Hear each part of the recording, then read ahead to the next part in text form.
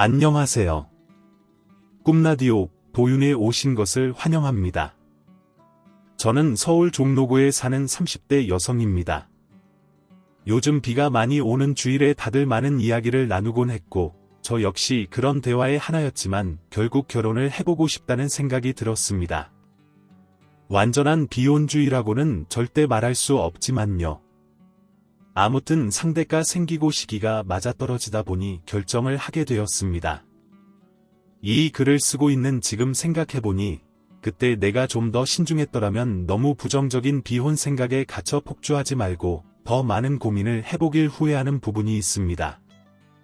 저는 결혼한 지 2년 차가 되었고 당연히 결혼할 당시 남편은 제 조건에 부합하는 사람이었습니다. 이렇다 쉽게 모델을 정해둔 건 아니었지만 그래도 나름 정이 쌓이고 서로 가정을 이루길 원했거든요. 남편은 외아들이었고 저는 남매로 각각 다른 환경에서 자랐지만 양쪽 다 부모님이 계신 관계로 더욱 돈독하게 챙겨주자고 했습니다.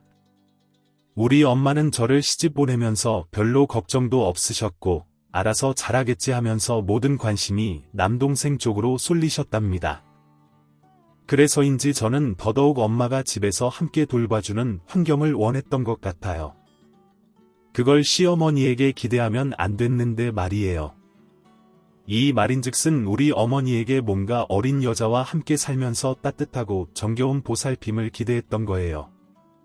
이 얘기를 하기 위해서는 상견례 때 내용을 빠뜨릴 수가 없겠네요. 어머니는 처음부터 합가할 생각이 있으셨거든요. 저기 사돈, 저는 우리 정민이랑 혜진이랑 함께 살았으면 하는데 어떻게 생각하세요? 아무래도 귀한 딸을 대뜸 시집살이 시킬까봐 걱정되실 수도 있을 텐데 사실 저도 제 일이 무척 바쁜 사람이에요. 이거 명함 보시면 아시겠지만요. 우리 어머니는 그때 명함을 몇 개 내놓으면서 우리 엄마에게 보여줬고 공방이며 지역자치회장 등 많은 것들을 하고 있음을 어필하시더라고요. 우리 엄마는 뭐 이런 걸 왜 보여주냐는 듯 갸우뚱한 반응이었지만 우리 쪽에 부담을 주지 않으려는 어머니의 마음이 느껴지긴 했어요. 제 자랑이 아니라 이 정도로 할 일이 많다 보니까 며느리랑부터 앉아 신경 쓸 게 없다는 겁니다. 밥도 저 대충 해먹고 애들끼리 알아서 해먹게 두고 요즘은 뭐 배달도 잘 시켜 먹는다면서요? 뭐든 간에 끼리만 때우면 되는 거 아니겠어요? 저는 얘네들 그냥 돈 모아서 자기들 능력으로 집 살 때까지만 잠깐 끼고 있을까 해요. 하지만 혹시 불편하시면 따로 집을 얻어줄 생각도 있고 한데 어떻게 생각하세요? 이런 식으로 얘기가 흘러가니 그 누구도 반대하지 않았고 저도 특별한 생각이 없었어요. 상견례 전에 2번 정도 예비 시댁에 방문했었고 일하시는 아주머니가 계셔서 집도 엄청 깔끔하고 예뻤거든요. 2층에 있는 공간을 저희 부부에게 내주신다고 하셔서 그때부터 딱히 별개의 신혼집을 생각하지도 않았답니다. 평수 넓고 마당도 있고 그간 어머니와 아버님이 쌓아오시는 공적이 여실히 느껴지는 곳이었어요. 그렇게 모든 게 물 흐르듯 흘러 결혼을 했고요. 저는 그 집에서 살고 있고 다른 친구들이 걱정하는 일들도 일어나지 않았답니다. 제 친구들이 염려했던 건 이런 내용이에요. 야, 내 친구 보니까 진짜 대꼴만한 집에 시집 갔는데 말이야. 걔 들어오자마자 시어머니가 일하는 아줌마 잘났대. 며느리 들어왔는데 뭐하러 사람을 돈 주고 쓰냐면서 말이야. 그래서 1층부터 2층까지 맨날 청소하고 커튼 빨고. 그런데 고등학교 동창이라 연락은 자주 못하는데 이혼하고 싶다고 울더라. 너도 잘 살펴봐봐. 결혼해서 알면 끝이잖아. 이 말을 들으니 저도 등골이 오싹하긴 했지만 여전히 일하는 이모님은 지금까지 계속 근무하고 계신답니다. 그러니 저랑 어머니가 딱히 집안일 같은 걸로 트러블 생길 건 없었어요. 이건 정말로 상견례 때 우리 엄마에게 약속했던 내용과 같았답니다. 하지만 한두 달 지나가고 남편도 바빠지고 제가 잠깐 일을 쉬게 되면서 어머니와의 접촉점이 늘어나게 됐어요. 초반엔 저를 본인 공방에도 데려가서 소개시키고 싶다 하고 원하시길래 그때도 따라갔었고요. 저는 그 시기만 해도 우리 어머니를 딸 하나 없이 아들만 키워온 외로운 엄마 정도로 이미지를 그렸었죠.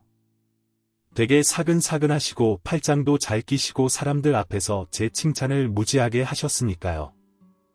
우리 며느리예요. 이쁘죠? 키 크고 늘씬늘씬해서 우리 정민이가 아주 처음부터 점을 찍어놨잖아. 얘네가 효도하겠다고 한사 구이는 바람에 같이 살고 있어요. 노인네 혼자 둬도 되는데 내가 진짜 며느님 복이 많다니까 우리 며느님은 공주처럼 대접받으면서 살고 있어요. 시대가 어느 땐데 시집살이들을 왜 하는지 모르겠어. 그러니 나라가 변하는 게 없지 안 그래요? 이번에 우리 지역 사업도 다시 하나하나 개념부터 따져보고 꼼꼼하게 준비하자고요. 자고로 혁신이 필요한 때예요. 그럼 회의 시작해 봅시다. 이런 식으로 어머님은 아주 대차게 많은 사람들과 회의를 끌어가시더라고요. 보면서 좀 대단하다는 생각도 들었고, 그리고 초반부터 거슬렸던 며느님이라는 호칭이 여전히 제 마음에는 불편하게 느껴졌어요. 그 말 때문에 저도 어머니가 편해지질 않았거든요. 아무튼 이렇게 대외적인 자리를 같이 다닐 때는 참 인품 좋고 유연하고 더 많이 쌓인 60대 시녀정 이미지신데요. 제가 어머니를 경계하고 지금 이렇게 이름만 떠올려도 들썩거리게 되는 이유는 조금은 예상하셨겠지만 집 안에서는 천차만별로 다른 모습이라는 거예요. 한편으론 좀 불쾌한 게 그런 모습을 유독 저한테만 보이시는 것 같았어요. 이 집에 계시는 이모님도 8년 차라고 하시는데 우리 어머니를 아주 존경하는 눈치셨거든요. 그러니 저는 외롭고 억울해서 미칠 지경이고 내 편은 하나도 없는 마치 부티나는 감옥에 갇힌 느낌이 들었답니다. 우리 어머니가 왜 저에게 이렇게 복병인 건지 저도 처음부터 그러진 않았죠. 아마 결혼한 지 6개월 차가 되었을 무렵인데 그날은 휴일이었고 저와 남편은 같이 놀러갈 일정이 있었어요. 어머니는 당연히 공방 사람들과 어딜 가신다고 해서 그런가 보다 했는데 어머님은 아침 일찍 웬일로 요리를 하시면서 저를 막 깨우시는 거예요. 아주 큰일이라도 난 듯 불이라도 난 것처럼 말이에요. 며느님 이제 일어나야지 해가 중천에 떴어. 우리 정민이 먹이려면 부지런히 움직여야 돼. 엉덩이가 그렇게 무거워서 쓰겠어. 이 말에 저는 순간적으로 좀 소름이 돋았어요. 일하는 이모님이 그날 쉬신 것도 그때 알았고 주방에 드나드시는 걸 본 적이 없었거든요. 어영부영 눈곱 떼고 달려가서 합류하는데 어머님은 진짜 집안일을 안 해보신 티가 나더라고요. 대충 야채들만 쭉 늘어놓으시고 계란 후라이만 부쳐대시는데 저보고 얼른 먹을거리를 하라고 당당하게 얘기하시는 거예요. 저야 워낙 결혼 전에도 잘 해먹었으니까 금방 하려고 하는데 남편이 내려왔어요. 엄마 혜준이도 일어났네. 아, 오늘 이모 안 계시는구나. 우리 나가서 먹어도 되는데 혜진이랑 나랑 나가서 사올게. 혜진아 나가자. 옷 얼른 걸쳐 입고 나와. 순간 저도 그럴까 싶어 나가려는 찰나 어머니가 웃으면서 잡으시더라고요. 둘이서 충분히 할 테니 남편은 더 잘하고 말이에요. 그 말에 어쩔 수 없이 저는 어깨를 으쓱해 보이고는 대충 계란국 같은 걸 끓이려는데 갑자기 직하고 뭔가 무거운 자극이 가해지는 게 느껴졌어요. 그것도 바로 아래서요. 저는 약간 움직임이 둔한 편이라 늦게 눈치채고 발 아래를 봤는데 이때 너무 비겁해서 입 밖으로 헛소리가 나올 뻔했어요. 제 발등 위를 무겁게 자극하고 있던 것은 다름 아닌 어머니의 그 화려한 슬리퍼였답니다. 어디서 던져진 것도 떨어진 것도 아니고요. 믿을 수 없으시겠지만 어머님 본인이 그 슬리퍼를 신은 발로 제 발등을 아주 지그시 곱고 나직하게 누르고 계셨다는 거예요. 짧게 소리를 내며 어머니를 쳐다봤지만 어머니는 표정 하나 안 변하고 딴 데를 보고 계셨고 이때 저는 황당을 넘어 너무 당혹스럽고 괴한 감정이 들었어요. 발 아프다. 어머니 왜 이러시냐. 이런 말을 입 밖으로 낼 여지조차 주지 않는 그 침묵이란 다시 생각해도 숨이 턱턱 막혀요. 어영부영 전을 아침거리를 차려서 셋이 먹는데 입으로 들어가는지 코로 들어가는지 모르겠더라고요. 다행인지 불행인지 반찬 투정 같은 것도 없이 그냥 먹고 일어서셨고 설거지를 굳이 본인이 하겠다고 하시는데 너무 불편했어요. 어머니가 제 발을 살포시 들여받고 눈썹 하나 꿈쩍 안 하고 거의 한 5초가량 발을 떼지 않았던 그 모습이 잊히지 않더라고요. 이후로 저는 움찔거리면서 어머니 눈치를 보게 됐고, 다시 평범한 일상으로 돌아가 살 때도 어머니의 오늘 기분이 어떤지 묘하게 신경을 쓰게 되었어요. 제가 너무 기죽어 다니는 것 같으면 불러다가 명품 액세서리랑 가방 같은 것들을 꺼내 주시면서 이런 말씀을 하시는 거예요. 나는 아들만 있어서 이런 거 물려줄 데가 없었잖아. 그래서 내가 우리 며느님 들어왔을 때 오죽했겠어. 좋아서 입이 찢어졌지. 아껴서 잘 써. 이거 정민이 아빠가 파리 갔을 때 사다 준 거고, 요즘 애들은 이런 거 못 구한다더라. 그러면서 정말 아무 일도 없다는 듯 화사하게 웃으시니 저도 이 장단에 맞춰야겠어서 적당히 웃어드리긴 했어요. 결혼 생활을 하면서 남편에게 큰 불만은 없었지만 간혹 바빠지는 남편의 부재로 인해서 어머니와 둘이 있게 되면 얼른 2층으로 자리를 피했답니다. 어머니는 대외적으로는 아주 영리하게 이미지를 관리하는 분이었어요. 집에 손님도 많이 오고 어머니는 늘 호탕하게 웃어가며 분위기도 잘 맞추고 어떨 때는 이런 소리도 남편에게 들었답니다. 어머니 어제 지역 어른들 돕는다고 가셨더라고. 매년 꾸준하게 어려운 이웃 돕는 것도 해오시고 하여간 난 우리 어머니를 정말 존경해. 혜진이도 기회 될 때 따라가 봐. 이 말을 들었을 때는 썩 내키지 않아서 그닥 가고 싶지 않았어요. 하필 제가 일을 쉬고 있는 타이밍이라 몇 번 집에 있는 걸 아셨는지 어느 날 갑자기 저보고 동행하라고 하시는 거예요. 그런데 며느리랑 같이 따라다니면 나중에 일 가르치기도 편하고 너무 좋지. 같이 가자. 며느님 가면 진짜 불쌍한 사람들 많아. 응해서 따라갔다가 나오는데 어머님이 화를 내시는 겁니다. 아유, 이 집은 진짜 갈 때마다 가기 싫어서 징글징글하다니까. 집 지어놓은 꼬라지 봐라. 이게 뭐니? 자기도 양심이 있으면 이런 데 살면서 신청하지 말아야지. 다 지 같은 곳에 사는 줄 알아. 가서 물 한 잔도 안 주는데 또 줘도 문제야. 이 벌레들 득실거리는 데서 뭘 입에 댈 만한 게 있겠어. 이러면서 어머니는 내내 짜증을 내셨고 차에서 내려서 다른 공방분들 그리고 지역 사업 관련된 분을 만나자마자 표정을 확 피시는 거 있죠. 아니, 그렇게 이중적인 걸 수도 있다고 치자고요. 근데 왜 그런 모양새를 저한테 그대로 보여주시는 건지 이해가 안 갔어요. 이런 말들을 듣고 있으니 정말 현타가 여러모로 오더라고요. 왜 이런 사람들이 어려운 사람을 돕겠다고 움직이는 건지, 아니면 이렇게 요구력을 하면서도 도움을 주는 사람이 있는 게 나은 건지 좀 헷갈리게 했어요. 이런 모양새를 한번 당하고 나니 저는 그 다음부터 내키지가 않아서 안 따라가겠다고 했는데 어머니가 대놓고 무척 서운해하시는 거예요. 왜? 며느님 이번에 따라가줘서 내가 얼마나 힘이 되고 좋았는데 다음에는 그렇게 고생하는데 안 들어갈 테니까 좋은 자리로만 초대할 테니까 그때는 꼭 같이 가자. 응, 정민아, 너도 좀 뭐라고 해줘봐라. 이러면서 남편에게 자꾸 곁눈질을 하시는 거예요. 남편도 저한테 어머니랑 사이 좋은 게 보기 좋다고 말은 하는데 참 여기서 뭔가 이을 합치고 말할 내용도 딱히 없고 저만 곤란하더라고요. 처음에는 그 말을 듣고 좋았지만 갈수록 저를 옥죄는 것처럼 느껴졌어요.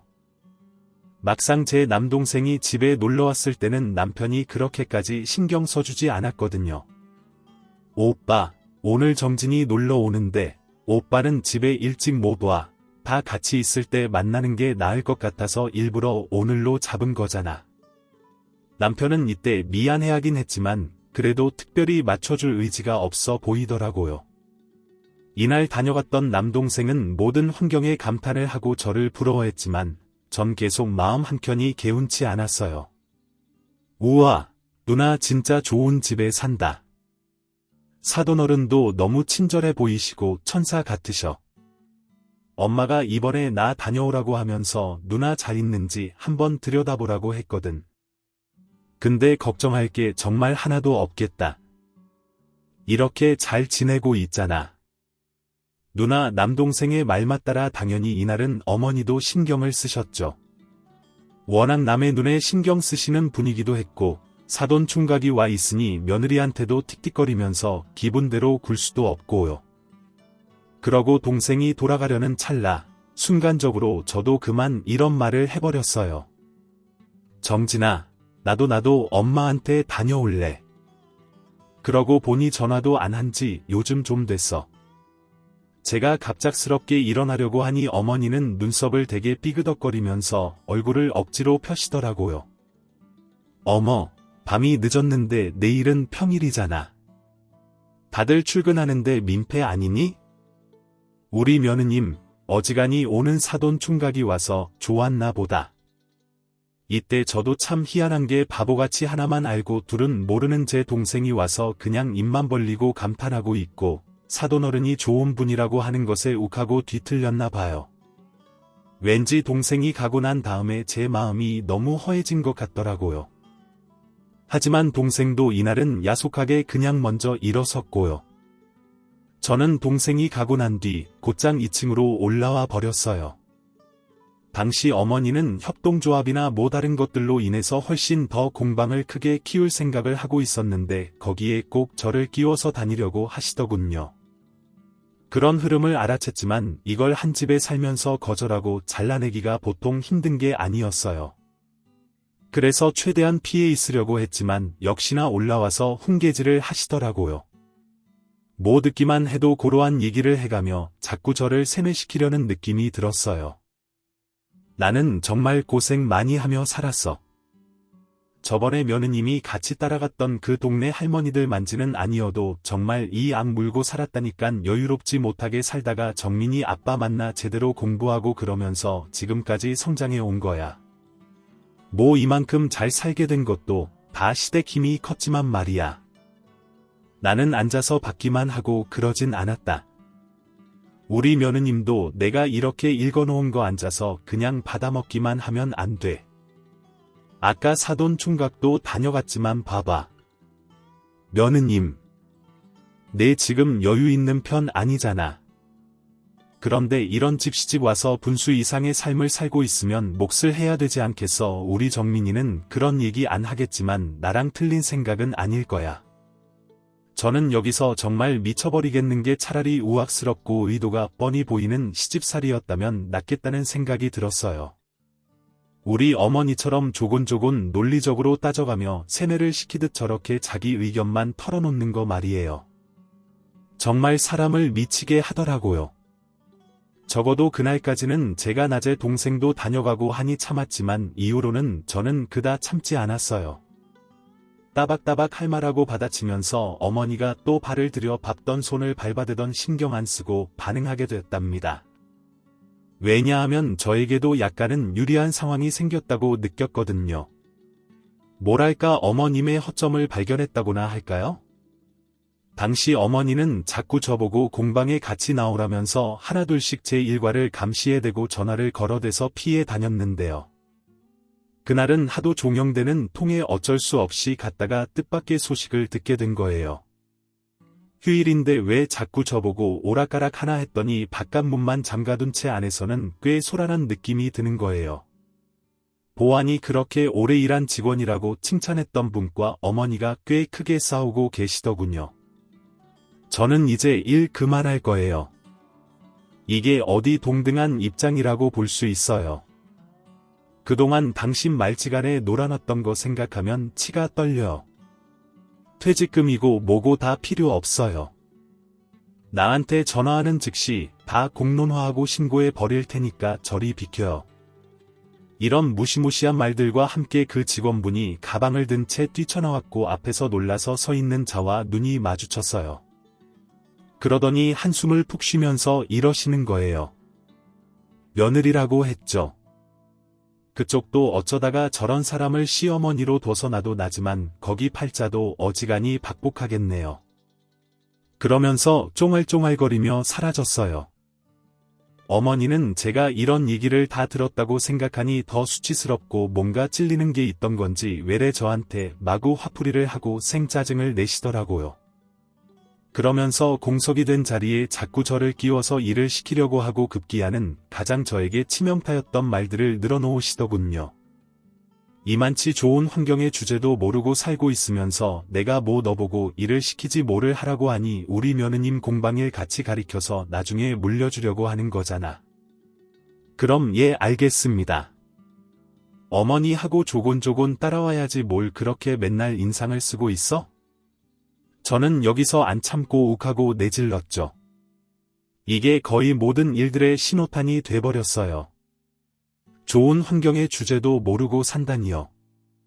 제가 언제 들어와서 합가한다고 했었나요? 어머니가 원하셨던 거고 바쁘니까 우리 둘끼리만 잘 살라고 하셨잖아요. 공방일을 저한테 부탁하실 줄 알았으면 저도 다른 생각을 했었겠죠. 저도 제 전공이 있고 돈 벌릴 일이 있는데 왜 거기서 일해야 되나요? 다른 직원 돈 주고 쓰세요. 어머니 여기까지 훅훅 몰아치게 된 건 어머니가 너무 저한테 다른 얼굴을 하고 함부로 하시다가 기분 좋고 내키면 선물 공세를 해대고 사람을 너무 거지 보듯이 우습게 대하는 게 느껴져서예요. 이맘때부터 저는 어머니가 상황 회피용으로 내미는 명품 선물도 모두 거절하기 시작했거든요. 아니요. 어머니 이런 거 저 필요 없어요. 주지 마세요. 애초에 이런 거 달라고 말씀드린 적도 없고 어머니 쓰시면 될 것 같아요. 정말 괜찮아요. 이렇게 뚝 잘라내는 제 모습을 보고 어머님은 마치 만화 인어공주에 나오는 문어마냥 얼굴이 일그러지더군요. 그러면서 남편에게 드디어 제 험담을 멋들어지기 시작하셨고 급기야 남편이 저를 설득하려고 중재에 나섰어요. 혜진아. 한 집에 살면서 어머니랑 이렇게 마찰이 생기면 다 불편해. 우리 어머니가 뭐가 힘드냐? 어머니 같은 분이 어딨다고 너한테 선물도 챙겨주시고 공방도 같이 다닌다고 저렇게 좋아하셨는데 아예 안 받겠다고 딱 잘라버렸다면서 어른이 주시는 건 그냥 받아야지 이런 속없는 남편에게 저도 곧장 받아 쳐줬어요. 어머니는 그거 주시고 꼭 기분을 달래려고 하시더라. 내가 뭐 돈이 그렇게 없어 보여서 그러시는 거야? 당신은 모르겠지만 어머니가 공방 데리고 다니면서 나한테 말도 되게 험하게 하시고 사람들 앞에서 무한 주신 적도 있고 같이 하기 힘들었어. 그래놓고 집 오면 저렇게 달래기로 선물 주시고 그거 내가 무슨 키우는 강아지도 아니고 뭐야 안 받는 것도 문제가 돼. 남편은 여기서 한숨을 푹 쉬더니 말이 안 통한다고 답답해했고 세상 선하고 고운 어머니와 마찰을 일으킨다는 걸 이해하지 못했어요. 저는 마침 잘 됐다. 이때 아니면 타이밍이 적당하지 않을 것 같은 생각에 기다렸던 말을 꺼냈어요. 잘 됐어. 나는 이참에 분가했으면 해. 어머니가 분명히 상견례 때 말씀하신 거 당신도 기억하지. 애들이 원하면 나가서 살아도 된다고 하셨잖아. 나는 어머니 돈 받아서 할 생각도 없고 내가 결혼 전 모아둔 돈이랑 당신 저금이랑 같이 해서 나가면 될 것 같아. 그러니 당신 생각이 중요해. 분가 어떻게 생각해? 남편은 제 말을 듣고 더 복잡한 표정을 짓더니 본인 어머니와 나 둘 중 헷갈리다가 이제 본격적으로 한 사람을 악으로 취급하기 시작하더라고요. 혜준아 그게 갑자기 무슨 말이야? 왜 이런 일이 있고 나서 분가를 하자는 건데 너 정말 어머니 뜻을 모르겠어? 우리 좋으라고 돈 모으라고 우리 힘으로 일으켜서 집 사도록 배려해 주신 거잖아. 근데 갑자기 사이 안 좋고 기분 나쁘다고 분가 지금 너 잘됐다고 그래서 와 혜진이 너 이런 애였어? 어떻게 어머니한테 감사할 줄을 몰라. 전 여기서부터 움찔하게 되더라고요. 정말 아무런 재편이 없고 아주 신락 같은 희망을 갖고 남편에게 말했지만 안 먹혀 들어가는 거예요. 분가를 한다고 해도 저 혼자 힘으로 제 돈만 갖고 얻을 수도 없고 전적으로 남편과 뜻이 맞아야 되잖아요. 근데 남편은 도무지 협조할 생각이 없어 보이는 거예요. 물론 어머니가 말씀은 그렇게 하셨지. 근데 우리랑 같이 지내고 싶어 하시기도 하고 우리 둘이서 나중에 애를 낳아 키워도 도움이 필요하지 않아 애기 낳아도 다 봐주실 거고 도와주실 텐데 그렇게 넷이서 서로 배려하면서 행복하게 살면 얼마나 좋냐고. 여기서 저는 남편에게 깊은 실망감을 느끼고 이 사람과 저는 어머니와 관련해선 평생 평행선을 걸을 수밖에 없다는 확신이 오더라고요. 어쩌겠어요? 이렇게 자기 엄마에게 애틋한 마음만 갖고 어머니와 뜻을 달리하는 사람을 적으로 치부해버리는데 말이에요. 이때부터 저는 남편과도 대화가 줄어들게 됐고 본인 딸에는 저랑 풀어보겠다고 이런저런 시도를 하더군요. 선물을 사오고 뭔가 데이트도 하자고 하는데 어쩜 이런 면까지 자기 엄마랑 똑 닮은 걸까요? 물론 본인 엄마처럼 이중적인 모습까지는 없었지만 저는 남편이 이때 말했던 넷이서 함께 살아가는 행복이 무척 마음에 걸렸어요. 아이를 낳아서 저런 성격의 어머니와 함께 넷이서 살아간다. 이건 잠깐만 머리를 굴려봐도 너무 끔찍하게 느껴지더라고요. 그래서 남편도 점점 꼴보기 싫어지고 있던 판국에 이 상황을 위기로 느낀 남편이 결국 이를 쳐버린 거 있죠. 제가 제대로 말할 타이밍을 고르기도 전에 어머니한테 분가에 대한 얘기를 먼저 해버린 거예요. 그 뒤로 어떻게 됐을까요? 어머니는 제가 상상했던 것 이상으로 난동을 부리고 알아눕고 그 모든 잘못을 다 저에게 돌리고 피해자 모드로 들어가셨답니다. 당시 저는 너무 힘들어서 친정엄마한테 상담을 했는데 엄마도 어이없어 하셨어요. 세상에 뭐라고 죽는다고 알아누웠다고 하니 자기가 애들 나가고 싶어하면 언제든 보내준다며 아들 스토커도 아니고 그게 뭐야? 대체 아이고 나는 우리 정진이 그렇게 끼고는 못 살겠다. 돈도 많으면서 왜 아들 며느리를 옆에 딱 붙여서 데리고 있으려고 그래 너 그런 상태로 그 집에서 어떻게 버티겠냐? 시집가서 잘 사는 줄 알았더니 그런 소리 들으니까 나도 심란하다. 저번에 정진이가 니네 집 갔을 땐 누나 좋은데 산다고 엄청 부러워하던데 이런 사정이 있을 줄 누가 알았겠어? 괜히 엄마한테 걱정만 끼쳐드리고 아무것도 해결은 안 된 상태로 종결이 되어 버렸고요. 어머님은 저 내용 그대로 아주 난리의 발작을 하셨답니다. 뭐든 안 먹겠다고 울고불고 하시고 남편은 그런 자기 어머니가 그저 너무 불쌍하고 안 됐고 저한테 이런 말까지 하는 거예요. 혜진아 어른이 이렇게 속상하고 화나게 하면 어떡하냐. 어머니 얘기 듣고 얼마나 외롭고 힘드시겠어. 가서 분가 생각 안 한다고 계속 이렇게 같이 살 거라고 너 입으로 말씀드려. 내가 아무리 그렇게 말을 해도 위로가 안 되는 것 같아. 어머니가 너를 얼마나 예뻐하셨는데 대뜸 너 혼자 삐져서 나간다고 하니 기가 막히신가 봐. 오늘 넘기지 말고 얼른 사과드려. 여기서 저는 대체 제가 어떤 남자를 골라서 결혼을 한 건지 체감이 잘 안 되더라고요. 이 사람이 이렇게 마마보이였던 건가 자기 엄마랑 관련되면 눈이 다 뒤집혀서 저렇게 사랑을 맹세하던 여자를 내팽개치는 건가 싶었어요. 제가 하는 말은 도통 하나도 들어주지 않고 무조건 저만 잘못했다고 생각하더라고요. 저는 저대로 반박을 했고 이후로 우리 남편과 저는 심각한 냉전 상태에 돌입하게 됐답니다. 나는 그럴 생각 없는데 내가 왜 그래야 돼? 내가 어머니한테 무슨 잘못을 그렇게 기가 막히게 했어? 같이 살다 보면 안 맞을 수도 있잖아.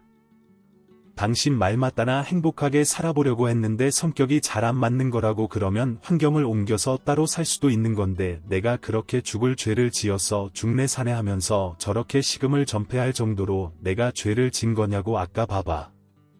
어머니 내가 뭐 말 걸어도 대꾸도 안 하시고 숟가락도 막 탕탕 내리치시는 거 못 봤어. 어머님은 나한테 잘못하시는 게 없는 거야. 그럼 남편은 제 말을 듣고 조그만 불리한 얘기가 나오면 그냥 대화 자체를 잘라버리는 바람에 저도 더 이상 대화 시도를 안 했어요. 그런 상태로 그 집에 있는 게 너무 숨막히고 답답했고 곧 다가올 명절에도 친정에 가서 뭔 얘기를 해야 하나 싶어 막막하더군요. 머지않아 명절이 닥쳤고 드디어 그 대망의 사건이 터지기도 했답니다. 생각해보면 그런 일이 있지 않고서야 저는 해결이 안 되었던 걸까 싶어서 좀 씁쓸하기도 한데요. 아무튼 상황은 이렇답니다. 저는 명절날 엄연히 친정에 가겠다고 어머니께 통보를 했고요. 어머님은 공방과 관련된 스케줄이며 본인 친정에 갈 스케줄이 있는 걸 알고 있기에 문제가 없어 보였어요. 근데 어머니는 여전히 저와 말을 안 하고 나름의 시위를 하고 있던 터라 자녀들은 척을 안 하는 거예요. 예전에 어머님이 부탁하신 서류도 다 책상 위에 있고요. 제가 더 도울 일은 없을 것 같아요. 음식도 이모님이 다 해두셨고 어머니는 계속 뭔가 먹을 기분이 아니라고 하시니까 같이 식사하고 시간 보내기도 어렵겠어요. 그럼 각자 시간 보내야 될 텐데 저는 친정에서 남동생이랑 보기로 약속했어요. 다녀올게요. 이렇게 정말 웃기게도 한 집에 사는 사람들끼리 문자를 보내어 제 의견을 말했는데요. 어머니는 그걸 읽고도 대답을 안 하는 거예요. 그러다가 이제 준비하고 2층에서 내려오려는데 문자가 왔더군요. 우리 며느님은 정말 하고 싶은 거 다 하는구나. 시어미 피를 이렇게 말려놓고 진짜 대단해. 내가 지금 누구 때문에 이러고 들어 누워서 옴짝달싹 못하고 있는데 이 집은 내 팽개치고 어딜까 양심이 있어. 여기서 저는 깊은 한숨을 내쉬게 됐고 남편은 이때 낮잠을 자고 있던 중이고 집 분위기도 착가라앉아 있어서 여러모로 모든 게 짜증스러웠어요. 나는 저 남자랑 결혼해서 이런 가정을 이루어 지금 이런 사달에 이르게 된 건데 왜 저 인간은 쿨쿨 자고 있고 나만 화가 나야 되는 건지 도무지 납득이 안 됐어요. 게다가 어머니는 무슨 기싸움을 하시는 건지 나와보지도 않고 자기 방에 틀어박혀서 이런 문자질만 하고 있잖아요. 그래서 저는 그러거나 말거나 그냥 지갑과 키만 갖고 마당으로 나가버렸어요. 차에 타자마자 한숨이 푹 나왔고 아픈 머리를 부여잡고 슬슬 내비에 친정 주소를 입력하려던 중 갑자기 누가 차 앞으로 다급하게 뛰어오는 거예요. 순간 너무 놀라서 기절할 듯 밖으로 쳐다보니 어머니가 이글거린 눈으로 화장기는 하나도 없어서 정말 온갖 표정이 다 비쳐 보이는 얼굴로 저를 노려보고 있는 거예요. 어머니 무슨 왜 그러세요? 너무 놀라고 순간적으로 무서워서 작게 입주하는데 어머니는 양쪽 팔을 크게 벌리고 인상을 확 쓰더니 안 된다고 막는 거였죠. 그래서 저도 약간은 겁이 났고 멈춰 있었어요. 하지만 그 상황이 일이 되니 저도 어디서 그런 광기가 나오는 건지 어떻게든 이 상태를 벗어나고 싶더라고요. 남편에게는 이미 전날 말해놨고 대충 알겠다는 분위기이긴 했는데 어머니가 이렇게 길길이 날뛰는 거예요. 앞만 봐도 별일 아닌 걸 갖다가 제 버르장머리를 잡겠다시고 더 오버하시는 것 같았어요. 그러니 더욱 오기가 생긴 저도 얼른 차 문을 열고 나왔고 악을 박박 쓰는 어머니를 떠나 그 길로 정차 없이 뛰어갔는데요. 그때 정말 소름이었던 건 어머니가 신발짝도 대충 신고 뛰어나오셨으면서 계속 저를 쫓아오고 있었다는 거예요.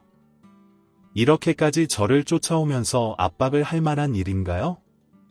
이게 옛날 조선시대도 아니고 6, 70년대도 아니고 심지어 2020년대에 며느리가 친정 간다는 걸 버선발로 쫓아갈 일이냐고요. 화장기 없는 얼굴로 인상을 잔뜩 쓰면서 쫓아오는 어머니가 내심 무섭게 느껴졌고 저는 버스 정류장이 있는 곳이 일단 눈에 띄어 그쪽으로 성큼성큼 갔어요. 근데 어머니는 그쪽까지 헉헉거리며 뛰어와서는 저를 보자마자 뭐라 말할 시간도 주지 않고 바로 제 머리에 손을 훅 하고 대시더군요. 정말 뭘 따져볼 새도 없이 순간적으로 쪄낸 머리철에 잡혔고 너무너무 기가 막히고 억울하고 비참한 기분이 됐어요. 골목 앞 정류장이라 인적도 드문데 당연히 버스도 아직 안 온 상태로 이처럼 고요한 공간에서 이런 일을 당해버린 거예요. 얼마나 수치스럽고 비참하던지 화보다 창피함과 일말의 공포감이 느껴지더라고요. 그대로 저는 주저앉아버렸고 어머니는 그 상태로 저에게 뭐 알아들을 수도 없는 욕지기를 험하게 쏟아내시더라고요. 그렇게 교양 떨어가며 사람 좋은 동네 통장 후보 같은 이미지를 갖고 살더니 저 하나 잡겠다고 완전 괴물이 되어버린 것 같았어요. 넋이 나가서 뭐라 받아치지도 못하고 멀뚱히 있는데 버스가 휘리리 근처에 다가오는 소리가 났고 그제서야 어머니는 움찔하더라고요. 아마 제 머리를 놓을까 말까 고민을 했었겠죠. 근데 갑자기 그때 누군가 훅 하고 나타나서는 저와 어머니 사이로 뛰어들더니 무슨 공기 가르는 소리와 함께 짝소리가 크게 났어요. 동시에 저도 떨어져 넘어졌고요. 고개를 들어서 흐릿하게 그 대상을 올려다본 결과 저는 여기서 또 심장이 철렁 내려앉게 됐답니다. 정진아, 네가 여기 왜 이때 버스에서 뛰어내려 저와 어머니 사이로 들어와 어머니 뺨을 거칠게 갈긴 것은 다름 아닌 제 친정 남동생이었던 겁니다. 나중엔 흥분을 가라앉지 못하고 계속해서 씩씩거리고 말을 더듬는 동생을 설득하여 내용을 들어본 결과 우리 집에 인사하러 오는 길이었다는 걸 알게 됐어요. 예정되어 있는 해외 출장 때문에 저랑 시기가 엇갈릴 것 같아서 누나가 왠지 이번 명절 때 못 올 것 같으니 자기가 슬쩍 들리려고 했던 것 같아요. 좋으신 사돈어른이며 저번에 얼굴을 못 보고 간 매형까지 보려고 잠깐 들렀던 거예요. 그런 동생이 별 생각 없이 버스를 타고 내리려는 찰나 골목을 돌아 자세히 보니 웬 여자가 바닥에 주저앉아 있고 머리가 엉망진창인데 얼핏 보기에 자기 누나였던 거예요. 가까이 버스가 오면서 상황 파괴됐고 보자마자 뛰어와서 잽싸게 갈기며 얼굴을 봤는데 그게 누나네 시어머니 사돈어른이었던 거예요. 동생도 이 광경을 보고 기절초풍할 노릇이었는지 얼마간 말을 못했고 완전 아수라장이 되어버렸어요. 저는 그 사람 없는 길목에서 저에게 그 따위로 굴어댄 어머니의 졸렬함과 교활함이 더 느껴져서 정말 못 참겠더라고요. 와중에 자기 얻어맞은 것만 억울해서 바닥에 주저앉아 엉엉 울고 자기 아들을 불러대고 저와 남동생 모두 얼이 빠져서 그 자리에 멍청이 있었어요.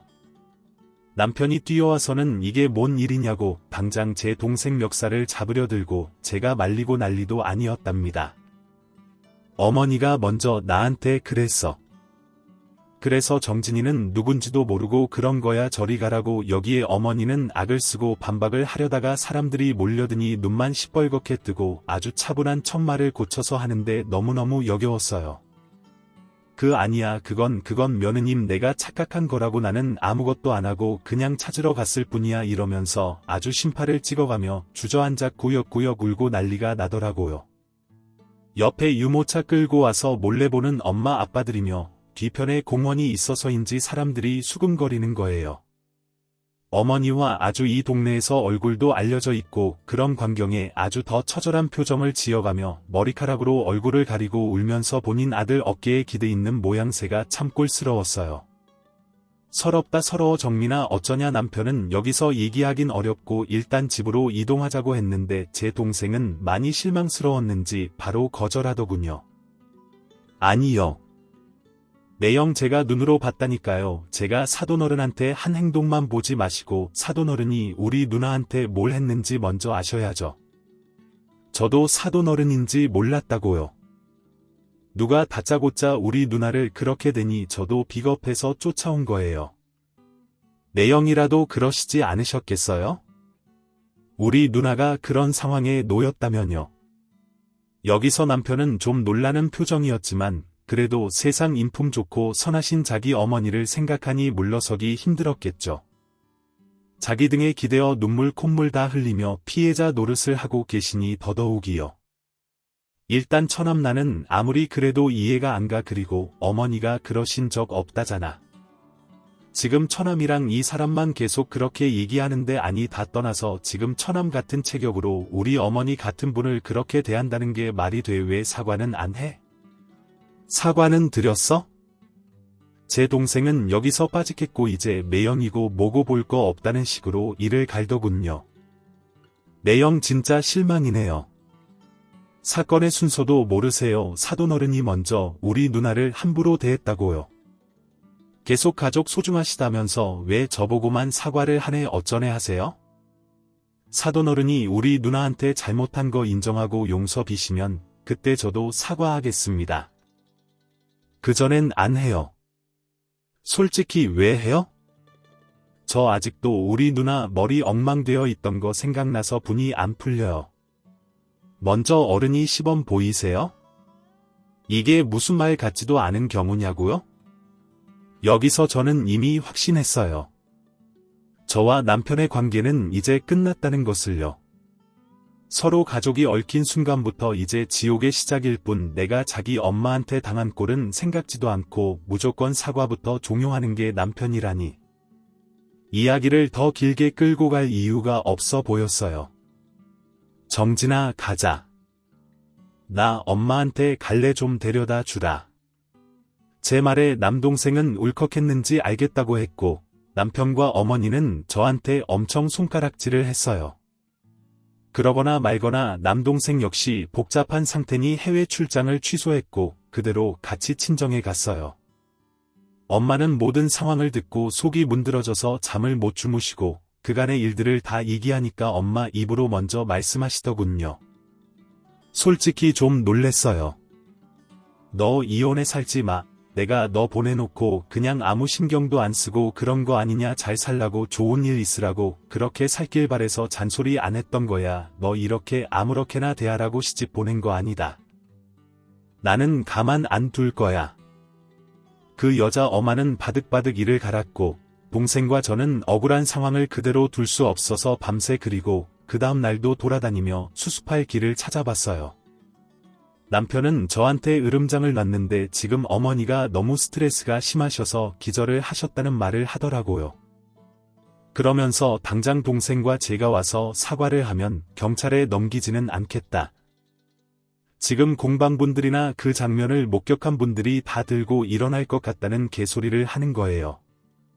그 사이 우리는 남편과 어머니로부터 어떠한 연락이 와도 응대하지 않았고 그때 버스 기사님이 주신 블랙박스를 제공받아 이를 아주 손쉽게 해결했어요. 이 영상으로 인해서 어머니는 우리 엄마한테 한 번 더 뜯길 뻔했고 그러고도 사과 한마디 없는 어머니에게 너무 열이 받아서 저는 곧장 이혼 소송에 들어갔고요. 이후 행방을 확인해보니 어머님 내 공방은 수강생들이 대거 탈출한 상태였어요. 그게 가장 굵직하게 본인이 계획하던 사업 안에 들어가는 핵심이었는데 결국 다 엎어지고 망하게 되어버린 셈이죠. 모 정부 지원 사업 위에서 감사도 있었고 신경 많이 써야 된다고 예민하게 굴더니만 다 날아가게 됐어요. 희한한 사실은 그 뒤로 어머니가 저한테 연락 한 통 없다는 거죠. 뭐라 따질 줄 알았는데 의외로 조용하신 게 제가 볼 땐 그 블랙박스에 찍힌 본인 진면목을 여기저기 들킨 수치심 때문인 것 같아요. 그거 수습하는 게 더 바쁘지 않을까 싶네요. 저는 이혼 후 일상에 다시 잘 적응했고요. 전 남편과 전 신모안에 완전히 끄는 상황입니다. 지난 결혼 생활을 돌아보면 전 신모밖에 떠오르지 않아서 우프지만 더 늦기 전에 나오길 잘했다고 생각하려고요. 겉으로 보이는 게 전부가 아니라는 걸 다시 한번 느꼈네요. 제 이야기 들어주셔서 감사드립니다. 오늘도 저희 채널에 와주셔서 감사드립니다. 더 좋은 이야기로 찾아뵙겠습니다. 지금까지 작은별 라디오였습니다.